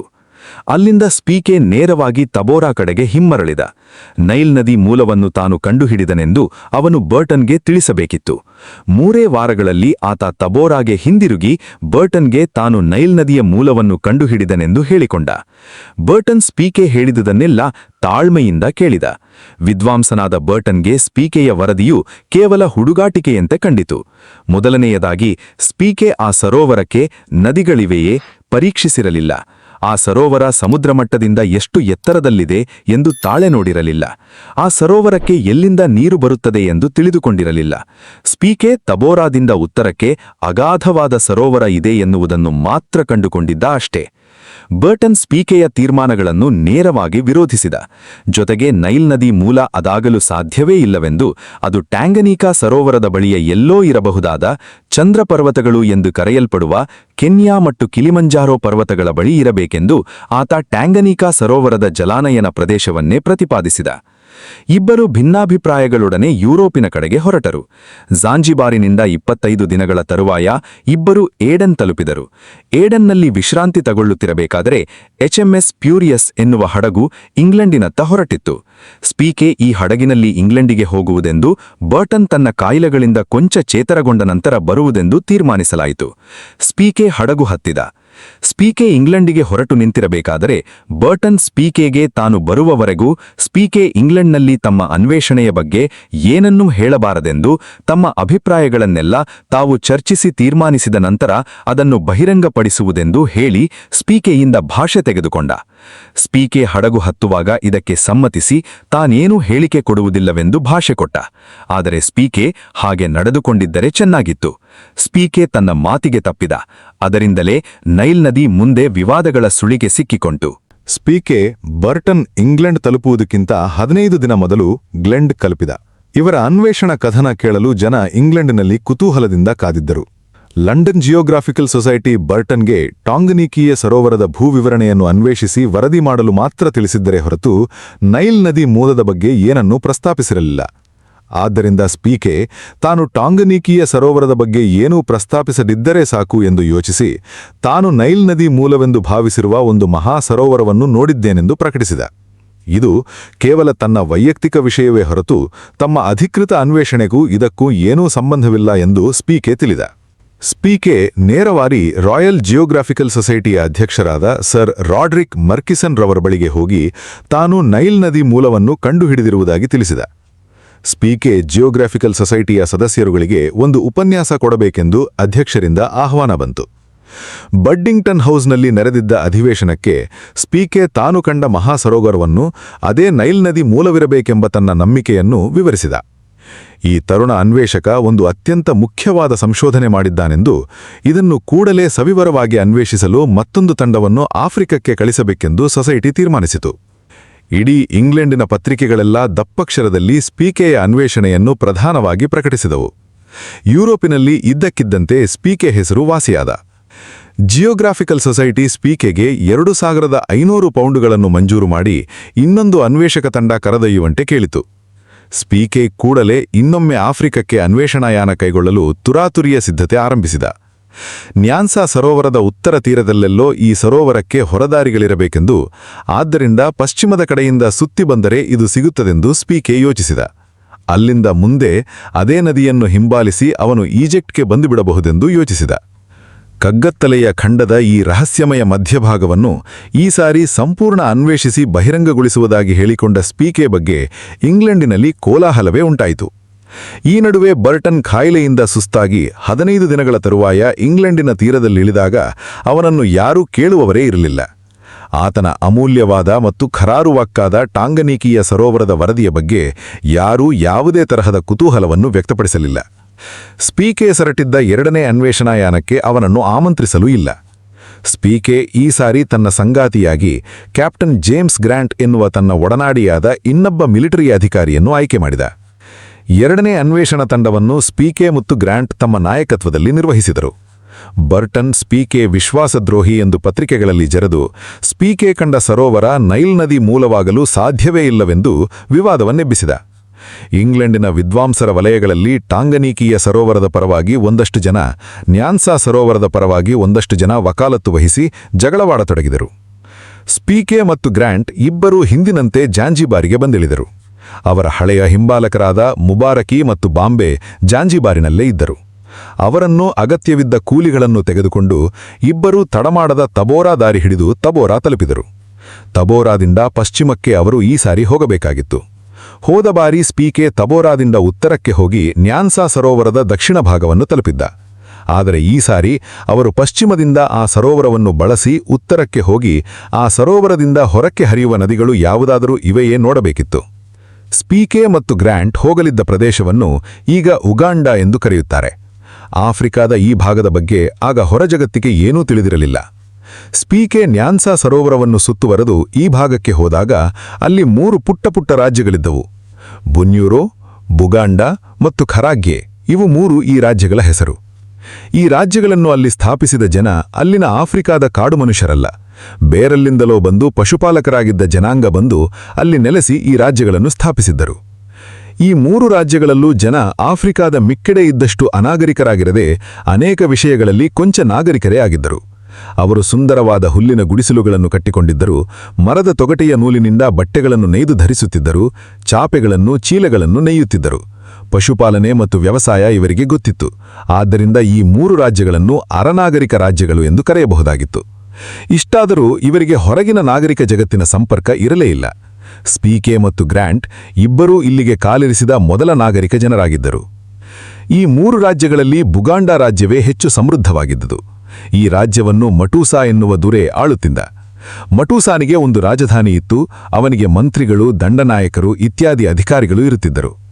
ಹೆಚ್ಚು ಕಡಿಮೆ ಕೆಲವು ಶತಮಾನಗಳ ಹಿಂದಿನ ಯುರೋಪಿನ ಆಡಳಿತ ವ್ಯವಸ್ಥೆಯನ್ನು ಈ ರಾಜ್ಯ ಸ್ಥೂಲವಾಗಿ ಹೋಲುತ್ತಿತ್ತು. ಸ್ಪೀಕೆ ಮತ್ತು ಗ್ರ್ಯಾಂಟ್ ಇಲ್ಲಿಗೆ ಬರುವುದಕ್ಕೆ ಮೊದಲು ಖರಾಗ್ಯೆ ರಾಜ್ಯಕ್ಕೆ ಹೋದರು. ಇಲ್ಲಿ ರುಮಾನಿಕಾ ಎನ್ನುವ ದುರೆ ಆಳುತ್ತಿದ್ದ. ಈ ಇಬ್ಬರು ಬಿಳಿಯ ಮನುಷ್ಯರನ್ನು ಕಂಡ ರುಮಾನಿಕಾ ಆಶ್ಚರ್ಯಗೊಂಡ. ಅವರನ್ನು ಗೌರವಾದರದಿಂದ ಬರಮಾಡಿಕೊಂಡ. ಅವರಿಗೆ ಬೇಕಾದ ಎಲ್ಲಾ ದವಸ ಧಾನ್ಯಗಳನ್ನು ಒದಗಿಸಿದ. ಸ್ಪೀಕೆ ಇದಕ್ಕೆ ಪ್ರತಿಯಾಗಿ ಅನೇಕ ಉಡುಗೊರೆಗಳನ್ನು ನೀಡಿದ. ಅವನ ಜೊತೆ ಪೋಂಬೆ ಎನ್ನುವ ಸಾರಾಯಿಯನ್ನು ಪಾನ ಮಾಡಿದ. ಅವನೊಡನೆ ಶಿಕಾರಿಗೆ ಹೋಗಿ ಸರೋವರಗಳಲ್ಲಿನ ದೊಡ್ಡ ದೊಡ್ಡ ನೀರಿನಾಹಿಗಳನ್ನು ತನ್ನ ಬಂದೂಕಿನಿಂದ ಹೊಡೆದುರುಳಿಸಿ ಅಲ್ಲಿನ ಜನರೆಲ್ಲರಿಗೂ ಮಾಂಸದ ಔತಣ್ಯ ದೊರೆಯುವಂತೆ ಮಾಡಿದ. ಅಂತೂ ಹಲವಾರು ತಿಂಗಳುಗಳವರೆಗೆ ರುಮಾನಿಕಾನ ಆಸ್ಥಾನದಲ್ಲಿ ಆರಾಮಾಗಿ ಕಾಲ ಹಾಕಿದ. ಈ ನಡುವೆ ಗ್ರಾಂಟ್ಗೆ ಕಾಲಿನಲ್ಲಿ ಒಂದು ವ್ರಣವಾಗಿ ಅದು ಬಾತುಕೊಂಡು ಗ್ರಾಂಟ್ ಮುಂದೆ ನಡೆಯಲಾರದಷ್ಟು ತೊಂದರೆ ಕೊಡಲಾರಂಭಿಸಿತು. ಸ್ಪೀಕೆ ರುಮಾನಿಕಾನ ಧಡೂತಿ ಹೆಂಡಿಗರ ಬಗ್ಗೆ ಸ್ವಾರಸ್ಯವಾಗಿ ಹೇಳಿದ್ದಾನೆ. ದೊರೆಯ ಹೆಂಡಿಗರನ್ನು ಬೇಕೆಂದೇ ಹಾಲಿನಲ್ಲಿ ಮಾಡಿದ ಯಾವುದೋ ಒಂದು ಪಾನೀಯವನ್ನು ಕುಡಿಸಿ ಕೊಬ್ಬಿಸಲಾಗುತ್ತಿತ್ತಂತೆ. ಕೋಳಿಮೊಟ್ಟೆಗಿಂತ ಗೋಲಾಕಾರವಾಗಿರುವ ಈ ಸ್ತ್ರೀ ದೇಹವು ಇತರರ ಸಹಾಯವಿಲ್ಲದೆ ಮುಂದುವರಿಯುವುದು ಸಾಧ್ಯವೇ ಇರಲಿಲ್ಲ. ಸಾಧಾರಣವಾಗಿ ಈ ಚೆಲುವೆಯರೆಲ್ಲ ಸರೀಸೃಪಗಳಂಶೆ ನೆಲದ ಮೇಲೆ ತೆವಳಿಕೊಂಡೇ ಓಡಾಡಬೇಕಿತ್ತು. ಸ್ಪೀಕೆ ಅಳೆಯುವ ಟೇಪ್ ಹಿಡಿದು ಈ ಧಡೂತಿ ಹೆಂಗಗಳ ಪ್ರತಿಯೊಂದು ಅಂಗಾಂಗದ ಅಳತೆ ತೆಗೆದುಕೊಂಡು ಅದನ್ನು ದಾಖಲು ಮಾಡಿಕೊಂಡಿದ್ದಾನೆ. ಸ್ಪೀಕೆ ಮತ್ತು ಗ್ರ್ಯಾಂಟ್ ರುಮಾನಿಕಾನ ಆಸ್ಥಾನದಲ್ಲಿ ಕಾಲ ಕಳೆಯಲು ಇನ್ನೊಂದು ಕಾರಣ, ಅಂದರೆ ಮುಂದೆ ಅವರು ಬುಗಾಂಡ ರಾಜ್ಯಕ್ಕೆ ಹೋಗಬೇಕಾಗಿತ್ತು. ಆ ರಾಜ್ಯದ ಅಧಿಪತಿಯಾದ ಮಟೂಸಾನಿಂದ ಅನುಮತಿ ಮತ್ತು ಅವನ ಆಸ್ಥಾನಕ್ಕೆ ಹಾಕಿಕೊಂಡು ಹೋಗಬೇಕಾದ ನಿಲುವಂಗಿ ದೊರೆಯುವವರೆಗೆ ಸ್ಪೀಕೆ ಖರಾಗ್ಯೆಯಲ್ಲಿಯೇ ಉಳಿಯಬೇಕಾದ ಅನಿವಾರ್ಯತೆಯಿತ್ತು. ಅಂತೂ ಕೊನೆಗೂ ಅನುಮತಿ ಮತ್ತು ನಿಲುವಂಗಿಗಳು ಮಟೂಸಾನ ಆಸ್ಥಾನದಿಂದ ಬಂದವು. ಸ್ಪೀಕೆ ತಾನು ಮೊದಲು ಬುಗಾಂಡಕ್ಕೆ ಹೋಗಿರುತ್ತೇನೆ ಎಂದು, ಗ್ರಾಂಟ್ ತನ್ನ ಕಾಲಿನ ಗಾಯ ಗುಣವಾದ ಕೂಡಲೇ ಬರಬೇಕೆಂದು ಹೇಳಿ ಮಟೂಸಾನ ಆಸ್ಥಾನಕ್ಕೆ ಹೋದ. ಈ ದುರೆಗಳ ಕುತೂಹಲಕರ ನಡವಳಿಕೆಗಳನ್ನೆಲ್ಲ ಗಮನಿಸುತ್ತಾ ಸ್ಪೀಕೆ ತುಂಬಾ ದಿನ ಕಳೆದ. ಇವನ ಈ ನಡವಳಿಕೆಯನ್ನು ಮುಂದೆ ಲಂಡನ್ನಲ್ಲಿದ್ದ ಇವನ ಪ್ರತಿವಾದಿಗಳು ಚೆನ್ನಾಗಿ ಉಪಯೋಗಿಸಿಕೊಂಡು ಸ್ಪೀಕೆಯ ಕೀರ್ತಿ ಪ್ರತಿಷ್ಠೆಗಳನ್ನು ಸಾಕಷ್ಟು ಕುಗ್ಗಿಸಿದರು. ಅದೇನೇ ಇರಲಿ, ನೈಲ್ ನದಿ ಮೂಲದ ಅನ್ವೇಷಣೆಯೊಂದಿಗೆ ಮಿಲಿತವಾಗಿರುವ ಈ ಚರಿತ್ರೆಯನ್ನು ನಾವಂತೂ ಕುತೂಹಲದಿಂದಲೇ ಕೇಳಬಹುದು. ಮಟೂಸಾ ಆಸ್ಥಾನದಲ್ಲಿ ದೊರೆಯ ಎದುರು ಯಾರೂ ಕುಳಿತುಕೊಳ್ಳುವಂತೆ ಇರಲಿಲ್ಲ. ಆದರೆ ಸ್ಪೀಕೆ ಮಾತ್ರ ನಿರ್ಭೀತಿಯಿಂದ ತನ್ನ ಸೇವಕನ ಕೈಯಲ್ಲಿ ಒಂದು ಕುರ್ಚಿಯನ್ನು, ಒಂದು ಛತ್ರಿಯನ್ನು ಹರಿಸಿಕೊಂಡು ಹೋಗಿ ಕುರ್ಚಿ ಅವರೆದುರು ಹಾಕಿಕೊಂಡು ಸೇವಕನಿಂದ ಛತ್ರಿ ಹಿಡಿಸಿಕೊಂಡು ಕುಳಿತುಕೊಳ್ಳುತ್ತಾನೆ. ಮಟೂಸಾ ಇವನೊಡನೆ ಒಂದೂ ಮಾತನಾಡದೆ ಇವನೆದುರು 1 ಗಂಟೆಯವರೆಗೆ ಕುಳಿತುಕೊಂಡು ಅಕ್ಕಪಕ್ಕದವರಿಗೆ ಛತ್ರಿ ತೋರಿಸುತ್ತಾ ಮಾತನಾಡಿಸುತ್ತಿರುತ್ತಾನೆ. 1 ಗಂಟೆಯ ನಂತರ ಆತನೊಬ್ಬನೇ ಊಟ ತರಿಸಿಕೊಂಡು ಸ್ಪೀಕೆ ಎದುರು ಊಟ ಮಾಡುತ್ತಾನೆ. ಇದು ದೊರೆ ಸುಪ್ರೀತನಾಗಿದ್ದಾನೆ ಎಂದರ್ಥ ಎಂದು ಸೇವಕನೊಬ್ಬ ಬಂದು ಸ್ವಾಹಿಲಿಯಲ್ಲಿ ಸ್ಪೀಕೆಗೆ ವಿವರಿಸುತ್ತಾನೆ. ಎಲ್ಲಕ್ಕಿಂತ ಮಟೂಸಾ ತನ್ನ ಆಸ್ಥಾನದಲ್ಲಿ ಮನರಂಜನೆಗಾಗಿ ತನ್ನ ಅಂತಃಪುರದಿಂದ ದಿನವೂ 4 ಜನ ಹುಡುಗಿಯರನ್ನು ಎಳೆತರಿಸಿ ಅವರಿಗೆ ಚಿತ್ರಹಿಂಸೆ ಕೊಟ್ಟು ಸಾಯಿಸುತ್ತಿದ್ದುದು ಸ್ಪೀಕೆ ಅಸಹ್ಯಪಡುವಂತೆ ಮಾಡಿತ್ತು. ನಿಷ್ಕಾರಣವಾಗಿ ಯಾರನ್ನಾದರೂ ಎಳೆತಂದು ಕೊಲ್ಲದ ದಿನವೇ ಇಲ್ಲ. ಇಡೀ ಆಸ್ಥಾನಿಕರೆಲ್ಲ ಚಿಕ್ಕ ಮಕ್ಕಳಂತೆ ಇದನ್ನು ನೋಡಿ ನಗುತ್ತಾ ಆನಂದಿಸುತ್ತಿದ್ದರೆಂದು ಸ್ಪೀಕೆ ವಿವರಿಸುತ್ತಾನೆ. ಸ್ಪೀಕೆ ಗ್ರ್ಯಾಂಟ್ ಕಾಲು ಗುಣಪಡಿಸಿಕೊಂಡು ಬರುವವರೆಗೆ ಕಾಯಲೇಬೇಕಾಗಿತ್ತು. ಹಾಗಾಗಿ ಮಟೂಸಾನ ಆಸ್ಥಾನದ ವಿನೋದಗಳನ್ನೆಲ್ಲ ಅನಿವಾರ್ಯವಾಗಿ ನೋಡುತ್ತಾ ಕಾಲ ಕಳೆಯಲೇಬೇಕಾಗಿತ್ತು. ಸ್ಪೀಕೆ ಒಮ್ಮೆ ಮಟೂಸಾನಿಗೆ ತನ್ನ ಬಂದೂಕಿನ ಶಕ್ತಿ ಪ್ರದರ್ಶನ ಮಾಡಿದ. ಅದನ್ನು ಕಂಡು ಪರಮಾಶ್ಚರ್ಯಗೊಂಡ. ಮಟೂಸಾ 4 ದನಗಳನ್ನು ತೋರಿಸಿ ಅವುಗಳತ್ತ ಗುಂಡು ಹಾರಿಸು ಎಂದ. ಸ್ಪೀಕೆಯ ಬಂದೂಕು ಆಸ್ಫೋಟನೆಯಾಗುತ್ತಿದ್ದಂತೆ ಆ 4 ದನಗಳು ಸತ್ತುಬಿದ್ದವು. ಈ ಪುಟ್ಟ ಕಬ್ಬಿಣದ ಕೋಲಿನ ಶಕ್ತಿಯನ್ನು ನೋಡಿ ಮಟೂಸಾನಿಗೆ ಆಶ್ಚರ್ಯವಾಯಿತು. ತಾನೂ ಅದರಲ್ಲಿ ಹೊಡೆಯುತ್ತೇನೆ ಎಂದು ಸ್ಪೀಕೆಯಿಂದ ಬಂದೂಕನ್ನು ತೆಗೆದುಕೊಂಡು ತನ್ನ ಆಸ್ಥಾನಿಕರೊಬ್ಬನತ್ತ ಗುಂಡು ಹಾರಿಸಿದ. ಆಸ್ಥಾನಿಕ ಕೂಡಲೇ ರಕ್ತದ ಮಡುವಿನಲ್ಲಿ ಉರುಳಿಬಿದ್ದ. ಸುತ್ತಲಿದ್ದವರೆಲ್ಲ ಪರಮಾನಂದದಿಂದ ಆ ಬಂದೂಕಿನ ಶಕ್ತಿ ಸಾಮರ್ಥ್ಯಗಳನ್ನು ಪ್ರಶಂಸಿಸಿದರೆ ಹೊರತು ರಕ್ತ ಕಾರಿಕೊಂಡು ಸತ್ತ ತಮ್ಮ ಸಹೋದ್ಯೋಗಿಯತ್ತ ಒಂದು ಅನುಕಂಪದ ನೋಟವನ್ನು ಬೀರಲಿಲ್ಲ. ಮಟೂಸಾನಿಗೆ ದಿನವೂ ಬೆತ್ತಲು ಹುಡುಗಿಯರನ್ನು ಅವರ ತಂದೆ ತಾಯಿಗಳು ಹಿಂಡು ಹಿಂಡಾಗಿ ತಂದು ಅವನ ಅಂತಃಪುರಕ್ಕೆ ಅರ್ಪಿಸುತ್ತಿದ್ದರು.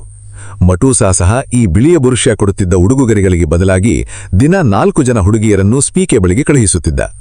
ಮೈಗೆಲ್ಲ ಎಣ್ಣೆ ಬಳೆದುಕೊಂಡು ಮಿಂಚುತ್ತಿದ್ದ ಈ ಕೃಷ್ಣ ಸುಂದರಿಯರನ್ನು ಸ್ಪೀಕೆ ತನ್ನ ಕೂಲಿಗಳಿಗೆ ಉಡುಗೊರೆಯಾಗಿ ಕೊಡುತ್ತಿದ್ದ. ಈ ರೀತಿ ಮಟೂಸಾನ ಆಸ್ಥಾನದ ಕ್ರೂರ ವಿನೋದಗಳನ್ನೆಲ್ಲ ನೋಡುತ್ತಾ ಸ್ಪೀಕೆ 3 ತಿಂಗಳುಗಳ ಕಾಲ ಗ್ರ್ಯಾಂಟ್ ಬರವಿಗಾಗಿ ಕಾದ. ಕೊನೆಗೊಮ್ಮೆ ತನ್ನ ಅರ್ಧಬಲ್ಧ ವಾಸಿಯಾದ ಗಾಯದೊಡನೆ ಗ್ರ್ಯಾಂಟ್ ಮಟೂಸಾನ ಆಸ್ಥಾನಕ್ಕೆ ಬಂದ. ಸ್ಪೀಕೆ ಮತ್ತು ಗ್ರ್ಯಾಂಟ್ ತಮ್ಮ ಅನ್ವೇಷಣೆ ಮುಂದುವರಿಸುವುದು ಮಟೂಸಾನಿಗೆ ಕೊಂಚವೂ ಇಷ್ಟವಿರಲಿಲ್ಲ. ಆದರೂ ಮತ್ತೆ ಹಿಂದಿರುಗಿ ಬರುತ್ತೇವೆಂದು ಹೇಳಿ ಈ ಇಬ್ಬರು ಅನ್ವೇಷಕರು ತಮ್ಮ ಯಾತ್ರೆ ಮುಂದುವರಿಸಿದರು. ನ್ಯಾನ್ಹಾ ಸರೋವರದ ಕಡೆಗೆ ಹೋಗುತ್ತಾ ಸ್ಪೀಕೆ ಮತ್ತು ಗ್ರ್ಯಾಂಟ್ ಒಂದು ದೊಡ್ಡ ನದಿಯನ್ನು ಕಂಡರು. ಆ ನದಿಯ ಹೆಸರು ಖಗೇರಾ ಎಂದು. ಆದರೆ ಇದು ನ್ಯಾನ್ಸಾ ಸರೋವರದ ಕಡೆಗೆ ಹರಿಯುತ್ತಿದ್ದುದರಿಂದ ಅದನ್ನು ಅವರು ಪರಿಗಣಿಸದೆ ದಾಟಿಕೊಂಡು ಮುನ್ನಡೆದರು. ಅವರು ಬೊನಿಯೂರೋ ರಾಜ್ಯದೊಳಕ್ಕೆ ಪ್ರವೇಶ ಮಾಡಿದರು. 1862 ಜುಲೈ 7ನೆಯ ತಾರೀಖಿನಂದು ಅವರಿಗೆ ಇನ್ನೊಂದು ದೊಡ್ಡ ನದಿ ಅಡ್ಡ ಸಿಕ್ಕಿತು. ವಿಸ್ತಾರವಾದ ಈ ನದಿ ನ್ಯಾನ್ಸಾ ಸರೋವರದಿಂದ ಹೊರಕ್ಕೆ ಉತ್ತರಕ್ಕೆ ಹರಿಯುತ್ತಿತ್ತು. ಅದನ್ನು ನೋಡಿ ಸ್ಪೀಕೆ ಮತ್ತು ಗ್ರ್ಯಾಂಟ್ ಆನಂದಕ್ಕೆ ಪಾರವೇ ಇಲ್ಲ. ಕೊನೆಗೂ ಈ ಮಹಾಸರೋವರದಿಂದ ಹೊರಹರಿಯುವ ನದಿಯೊಂದನ್ನು ಕಂಡವೆಂದು ಸಂತೋಷಪಟ್ಟರು. ಅದೇ ನೈಲ್ ನದಿ. ಈ ನದಿ ನ್ಯಾನ್ಸಾ ಸರೋವರದಿಂದ ಹೊರಕ್ಕೆ ಹರಿಯುತ್ತದೆಂದು, ಸರೋವರದ ಬಳಿಯಲ್ಲಿ ಇದೊಂದು ಮಹಾ ಜಲಪಾತವಾಗಿ ಧುಮ್ಮಿಕ್ಕಿ ಮುಂದುವರಿಯುತ್ತದೆಂದು ಮಟೂಸಾನ ಆಸ್ಥಾನದಲ್ಲಿ ಕೇಳಿದ್ದರು. ಆದ್ದರಿಂದ ಸ್ಪೀಕೆ ಒಡನಾಡಿ ಗ್ರ್ಯಾಂಟನಿಗೆ ಮುಂದುವರೆದು ಬೋಸ್ಕೋರೋ ದೋರಜಮರಣೆಯ ಆಸ್ಥಾನಕ್ಕೆ ಹೋಗಲು ಹೇಳಿ ತಾನು ನೈಲ್ ನದಿಯ ಉಗಮಸ್ಥಾನದ ಜಲಪಾತವನ್ನು ನೋಡಿ ಬರುತ್ತೇನೆಂದು ಬಾಂಬಿಯೊಡನೆ ಹೊರಟ. ತಮ್ಮ ಅನ್ವೇಷಣೆಯ ಕೊನೆಯ ಹಂತದಲ್ಲಿ ಗ್ರ್ಯಾಂಟ್ ಯಾಕೆ ಸ್ಪೀಕೆಯೊಡನೆ ನೈಲ್ ನದಿ ಮೂಲವನ್ನು ಕಣ್ಣಾರೆ ಕಾಣಲು ಹೋಗಲಿಲ್ಲವೆಂಬುದು ಒಂದು ಸೋಜಿಗದ ಸಂಗತಿಯಾಗಿದೆ. ಸ್ಪೀಕೆ ಬಾಂಬೆಯೊಡನೆ ದಿನಕ್ಕೆ 20 ಮೈಲಿಯಷ್ಟು ಪ್ರಯಾಣ ಮಾಡುತ್ತಾ ನೈಲ್ ನದಿಯ ಮೂಲವಾದ ಜಲಪಾತದ ಕಡೆಗೆ ದೌಡಾಯಿಸಿದ.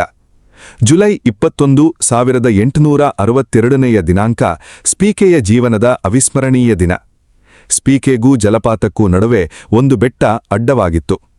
ಅದನ್ನು ಹತ್ತಿ ಆಚೆಗೆ ಇಣುಕಿದ ಕೂಡಲೇ ಭಯಂಕರವಾಗಿ ಭೋರ್ಗರೆಯುತ್ತಾ ನೈಲ್ ನದಿ ಜಲಪಾತದಲ್ಲಿ ಧುಮ್ಮಿಕ್ಕುವುದು ಕಂಡಿತು.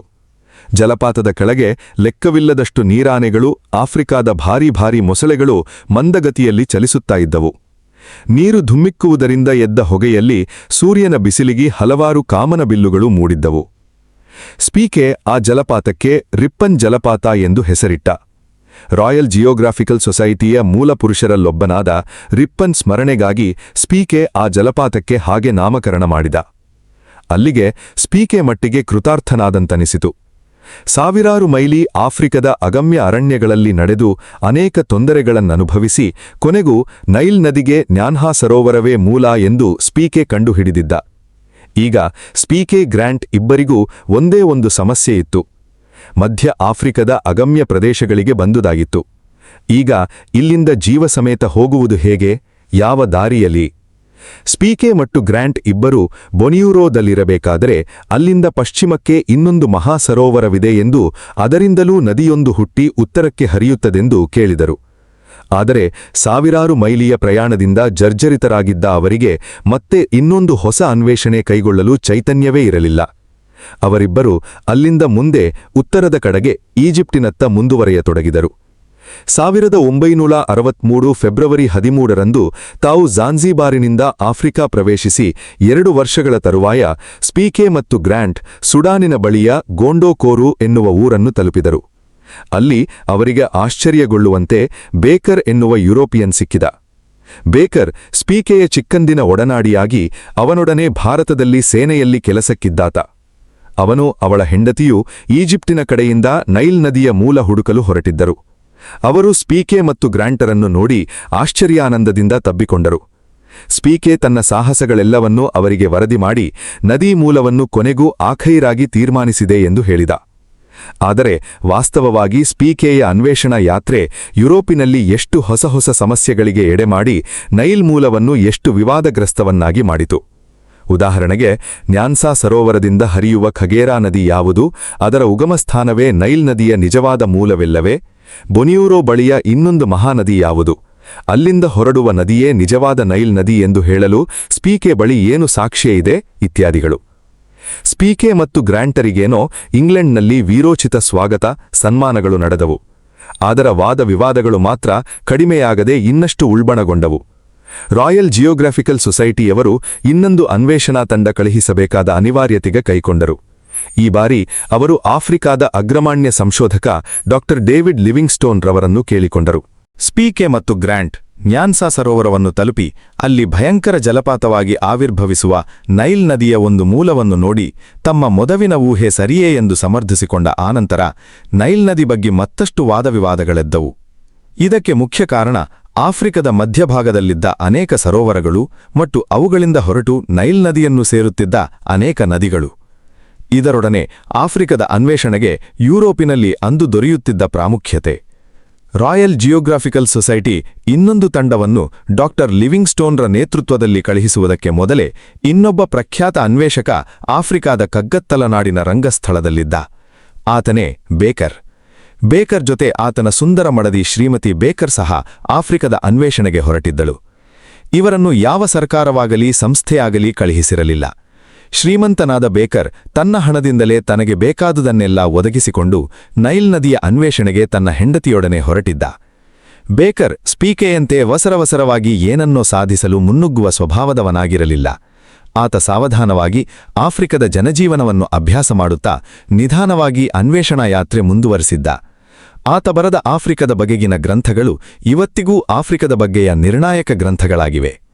ಸುಡಾನಿನ ಸುಡ್ಜೌಗು ಪ್ರದೇಶವನ್ನು ಅಪಾರ ಕಷ್ಟದಿಂದ ಇಬ್ಬರೂ ದಾಟಿಕೊಂಡು ಗುಂಡೋಕೋರೋ ಊರನ್ನು ತಲುಪಿ ವಿಶ್ರಮಿಸುತ್ತಿರಬೇಕಾದರೆ ಅವರಿಗೆ ದಕ್ಷಿಣದ ಝಾಂಜಿಬಾರಿನಿಂದ ಹೊರಟು ಇಡೀ ನ್ಯಾನ್ಸಾ ಸರೋವರವನ್ನು ಬಳಸಿಕೊಂಡು ರಿಪ್ಪನ್ ಜಲಪಾತವನ್ನು ನೋಡಿಬಂದ ಸ್ಪೀಕೆ ಮತ್ತು ಗ್ರಾಂಟ್ ಸಿಕ್ಕರು. ಬೇಕರ್ಗೆ ಸ್ಪೀಕೆ ತಾನು ನೈಲ್ ನದಿ ಮೂಲವನ್ನು ನೋಡಿಬಂದುದಾಗಿ ಹೇಳಿದಾಗ ಬೇಕರ್ಗೆ ಕೊಂಚ ಆಶಾಭಂಗವಾಯಿತು. ತಾನಿನ್ನು ಹಿಂದಿರುಗುವುದೇ ಒಲಿತೆಂದು ಅನಿಸಿತು. ಆದರೆ ಸ್ಪೀಕೆ ಉದಾರ ಮನೋಭಾವದಿಂದ ತಾನು ರಚಿಸಿರುವ ಭೂಪಟವನ್ನು, ತಾನು ಬಂದ ದಾರಿಯನ್ನು ತಿಳಿಸಿಕೊಟ್ಟ.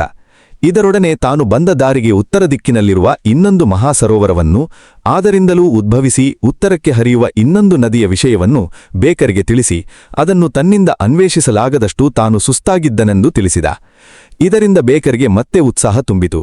ಹಾಗಾದರೆ ಇವುಗಳಲ್ಲಿ ಯಾವುದು ನದಿ ಮೂಲವೆಂದು ತಾನು ನಿರ್ಧರಿಸಬಹುದೆಂದು ಬಗೆದ. ಈ ವೇಳೆಗೆ ಇಂಗ್ಲೆಂಡ್ನಲ್ಲಿ ಚಂದ್ರಪರ್ವತ ಅಥವಾ ಮೂನ್ ಮೌಂಟೇನ್ ಬಗ್ಗೆ ಚರ್ಚೆಗಳಾಗುತ್ತಿದ್ದವು. ಬರ್ಟನ್, ಸ್ಪೀಕೆ, ಗ್ರಾಂಟ್ ಈ ಯಾರ ವರದಿಗಳಲ್ಲೂ ಚಂದ್ರಪರ್ವತದ ಹೆಸರೇ ಇರಲಿಲ್ಲ. ಹಾಗಾದರೆ ಟೊಲೆಮಿಯಿಂದ ಹಿಡಿದು ಬ್ರೂಸ್ ಮತ್ತು ಡೋಗೇನಸ್ವರೆಗ ನೈಲ್ ನದಿಗೆ ಮೂಲವೆಂದು ಹೇಳಿರುವ ಚಂದ್ರಪರ್ವತ ಯಾವುದು? ಕಿಲಿಮಂಜಾರೋ ಮತ್ತು ಕನ್ಯಾಪರ್ವತಗಳು ನೈಲ್ ನದಿಗೆ ಉಗಮವೆಂದು ಹೇಳಲಾಗದಷ್ಟು ದಕ್ಷಿಣದಲ್ಲಿವೆ. ಹಾಗಾದರೆ ಚಂದ್ರಪರ್ವತ ಒಂದು ಕಟ್ಟುಕಥೆಯೇ? ಅಥವಾ ಸ್ಪೀಕೆ ಮತ್ತು ಗ್ರಾಂಟರು ನೈಲ್ ನದಿಯ ಯಾವುದೋ ಉಪನದಿಗಳ ಮೂಲವನ್ನು ನೋಡಿ ನೈಲ್ ನದಿ ಮೂಲವನ್ನು ನೋಡಿದೆವೆಂದು ಭ್ರಮಿಸಿದ್ದಾರೆಯೇ? ಅತ್ತು ಬೇಕರ್ ತನ್ನ ಅನ್ವೇಷಣೆಯಾನ ಮುಂದುವರಿಸುತ್ತಿರಬೇಕಾದರೆ ಇತ್ತು ಇಂಗ್ಲೆಂಡ್ನಲ್ಲಿ ವಾದವಿವಾದಗಳ ಬಿಸಿ ಏರತೊಡಗಿತ್ತು. ಸ್ಪೀಕೆಯನ್ನು ಯಾರೂ ನಂಬಲಿಲ್ಲ. ಆದರೆ ವೈರಿವರೆಲ್ಲ ಬರ್ಟನ್ ಮುಂದಾಳತ್ವದಲ್ಲಿ ಅವನನ್ನು ಹೀಗಳೆಯತೊಡಗಿದರು. ಕೊನೆಗೊಮ್ಮೆ ಈ ವಿವಾದ ಪರಿಹರಿಸಲು ಇವರೆಲ್ಲರನ್ನೊಳಗೊಂಡ ಒಂದು ದೊಡ್ಡ ಸಮಾವೇಶವನ್ನು ಜಿಯೋಗ್ರಾಫಿಕಲ್ ಸೊಸೈಟಿ ಕರೆಯಿತು. ಗೋಷ್ಠಿಯ ಹಿಂದಿನ ದಿನ ಈ ಅವಮಾನ ತಾಳಲಾರದ ಸ್ಪೀಕೆ ತನ್ನ ಬಂದೂಕಿನಿಂದ ತಾನೇ ಹೊಡೆದುಕೊಂಡು ಆತ್ಮಹತ್ಯೆ ಮಾಡಿಕೊಂಡ. ಕೆಲವರು ಇದನ್ನು ಆಕಸ್ಮಿಕವೆಂದು ಹೇಳುತ್ತಾರೆ. ಒಟ್ಟಿನಲ್ಲಿ ಈ ವಿವಾದ ಪರಿಹಾರವಾಗುವ ಮೊದಲೇ ಸ್ಪೀಕೆ ದಿವಂಗತನಾದ. ಬೇಕರ್ ತನ್ನ ಅನ್ವೇಷಣೆಯನ್ನು ಮುಗಿಸಿ ಹಿಂದಿರುಗುವವರೆಗೂ ಸ್ಪೀಕೆ ಕೊಂಚ ತಾಳ್ಮೆಯಿಂದ ಇದ್ದಿದ್ದರೆ ಪರಿಸ್ಥಿತಿ ಖಂಡಿತ ಬೇರೆಯೇ ಆಗಿರುತ್ತಿತ್ತು. ಏಕೆಂದರೆ ಬೇಕರ್ ತನ್ನ ಅನ್ವೇಷಣೆಯಿಂದ ನೈಲ್ ನದಿ ಮೂಲದ ಬಗ್ಗೆಯ ಅನೇಕ ಸಮಸ್ಯೆಗಳಿಗೆ ಪರಿಹಾರ ಕಂಡುಹಿಡಿದಿದ್ದ. ಇದರಲ್ಲಿ ಚಂದ್ರಪರ್ವತವೂ ಸಹ ಒಂದು. ಸ್ಪೀಕೆಯನ್ನು ಗ್ರಾಂಟನನ್ನು ಬೀಳ್ಕೊಟ್ಟ ನಂತರ ಬೇಕರ್ ದಂಪತಿಗಳು ತಮ್ಮ ಯಾನವನ್ನು ದಕ್ಷಿಣದ ಕಡೆಗೆ ಮುಂದುವರಿಸಿದರು. ಇಲ್ಲಿಯವರೆಗಿನ ಎಲ್ಲ ಅನ್ವೇಷಕರು ದಕ್ಷಿಣದ ಝಾಂಜಿಬಾರಿನಿಂದ ಉತ್ತರಕ್ಕೆ ಯಾನ ಮಾಡಿದ್ದರೆ ಹೊರತು ಈಜಿಪ್ಟಿನ ಕಡೆಯಿಂದ ದಕ್ಷಿಣಕ್ಕೆ ಯಾನ ಮಾಡಿರಲಿಲ್ಲ.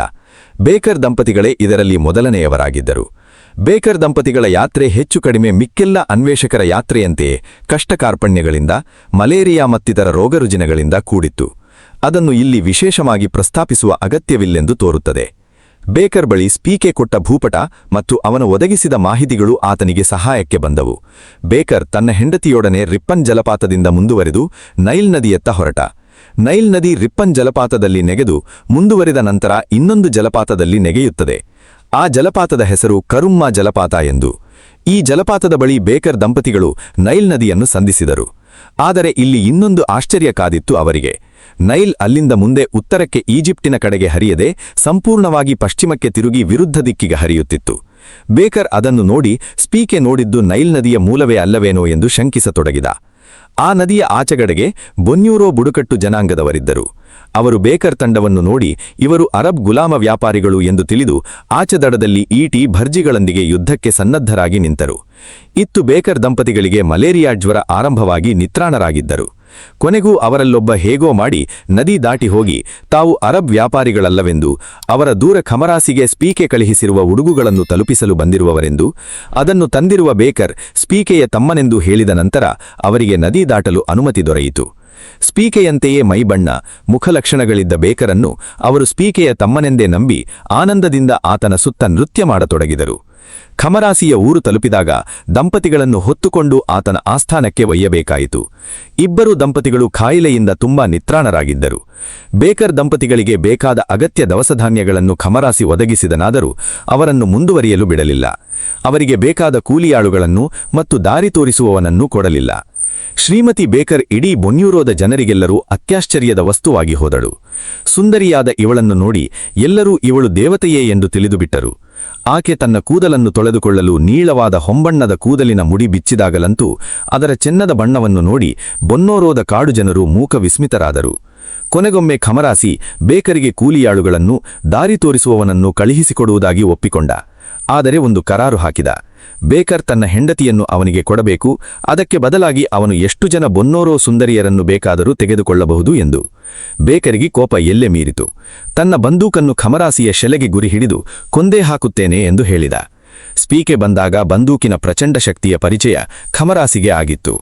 ಕರಿಯ ಕೋಲಿನ ಶಕ್ತಿ ಎದುರು ಅವನ ಅಂಜಿದ. ತನ್ನ ಕರಾರುಗಳನ್ನು ಬಿಟ್ಟುಕೊಟ್ಟು ತಪ್ಪಗೆ ಆಳುಗಳನ್ನು, ದಾರಿ ತೋರಿಸುವವನನ್ನು ಮಾರನೆಯ ದಿನ ಕಳುಹಿಸಿದ. ಬೇಕರ್ ದಂಪತಿಗಳು ಈಗ ಸ್ಪೀಕೆ ನೋಡಿದ್ದಕ್ಕಿಂತ ಭಿನ್ನವಾದ ಇನ್ನೊಂದು ಮಹಾಸರೋವರದತ್ತ ಹೊರಟರು. ಬೇಕರ್ ದಂಪತಿಗಳು ಇನ್ನೂ ಮಲೇರಿಯಾ ರೋಗದಿಂದ ನರಳುತ್ತಿದ್ದರು. ದಾರಿಯಲ್ಲಿ ಅವರಿಗೆ ಕಾಪು ಎನ್ನುವ ನದಿಯೊಂದು ಅಡ್ಡವಾಯಿತು.